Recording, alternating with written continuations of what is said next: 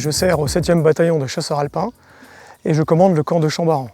Notre mission ici est d'accueillir les unités qui viennent s'instruire, s'entraîner et se préparer à partir en opération.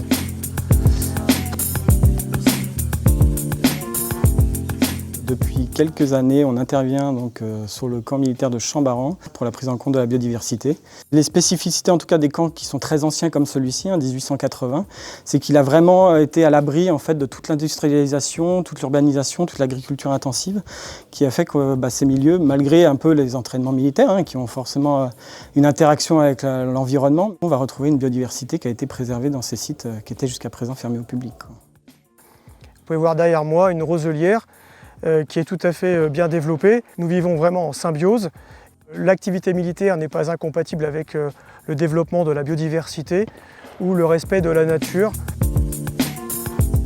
On a pu bénéficier donc du programme LIFE Défense Nature 2000 entre 2012 et 2017. Avec deux grands objectifs, la préservation des chauves-souris ici sur le camp militaire et la préservation aussi des gazons amphibies. Et donc, pour préserver ces petits gazons amphibies qui se développent donc, sur les berges des étangs, il fallait conserver les étangs. Cet étang est à sec actuellement.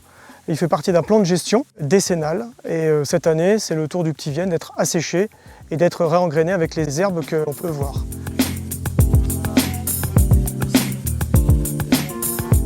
On avait, donc, comme vous le voyez derrière, une mare qui était donc, en milieu forestier et qui présentait déjà une biodiversité assez intéressante. On a ici les 3 tritons qu'on va retrouver notamment en Isère. Et ces espèces ont besoin d'avoir une portion de la mare en eau libre pour pouvoir faire leurs différents cycles de reproduction. Et donc là, l'objectif, c'était de ramener un petit peu de lumière sur la zone. Et en même temps, ça permet de réouvrir une zone pour les chauves-souris qui sont aussi un enjeu ici sur le camp. On a retravaillé le plan de gestion forestier avec l'ONF, les militaires évidemment, pour essayer de trouver un compromis entre préservation des chauves-souris et exploitation forestière. On a augmenté le nombre d'arbres habitat, en fait, c'est le nombre d'arbres qu'on va laisser sur place après une coupe de bois. Plus les arbres sont vieux, plus ils vont avoir de trous, de cavités, de fractures, et c'est là où en fait les chauves-souris vont trouver refuge.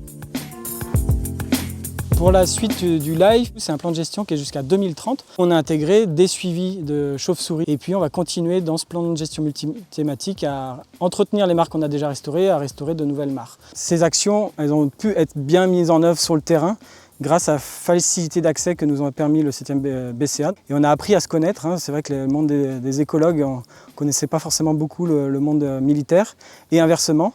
Et c'est un souci quotidien que de préserver cet écrin naturel, à la fois pour pouvoir offrir des infrastructures naturelles ou artificielles aux unités qui viennent s'instruire, s'entraîner ou se préparer à partir en opération, et d'un autre côté, pouvoir préserver ces organismes, ou ces micro-organismes, ou cette végétation qui est spécifique à cette région, voire même au plateau des Chambarans.